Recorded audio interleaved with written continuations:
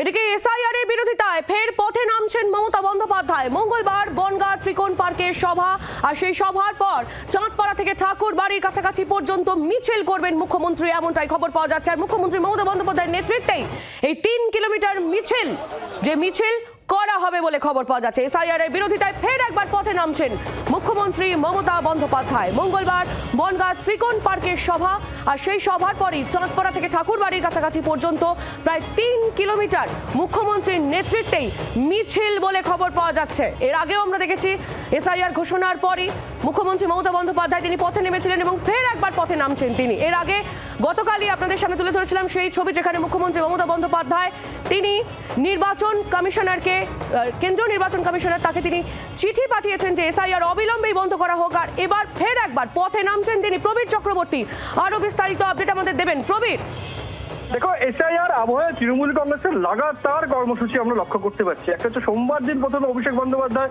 Virtual বৈঠক করবেন রাজ্য জুড়ে তৃণমূল নেতাদের সাথে। পাশাপাশি দাঁড়িয়ে মঙ্গলবার দিনই তৃণমূল সুপ্রিমো মমতা বন্দ্যোপাধ্যায় তিনি যাচ্ছেন বনগাঁতে। অত্যন্ত গুরুত্বপূর্ণ বিষয়, অত্যন্ত তাৎপর্যপূর্ণ বিষয়, কারণ আমরা জানি যে ঠাকুরবাড়ি কিন্তু এসআইআর নিয়ে 2 ভাগে বিভক্ত হয়ে গেছে।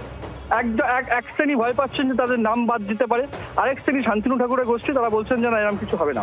এই অবস্থায় দাঁড়িয়ে মমতা বন্দ্যোপাধ্যায়ের ঠাকুর বাড়িতে পা রাখা অত্যন্ত গুরুত্বপূর্ণ। মঙ্গলবার তিনি প্রথমে বনগাঁ ত্রিকোণ পার্কে সভা করবেন এবং সভা শেষে তিনি চাঁদপাড়া থেকে ঠাকুরবাড়ির কাছাকাছি পর্যন্ত প্রায় 3 কিলোমিটারের একটি পদযাত্রা করবেন এসআইআর নিয়ে। স্বাভাবিকভাবে ঠাকুরবাড়িতে মমতা বন্দ্যোপাধ্যায়ের এসআইআর আবহে এই মিছিল অত্যন্ত তাৎপর্যপূর্ণ রাজনৈতিকভাবে।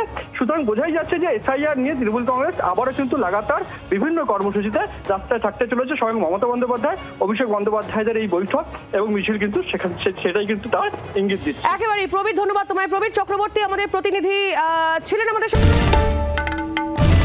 বাংলার আওয়াজ, বাঙালির আবেগ, জি 24 ঘন্টা।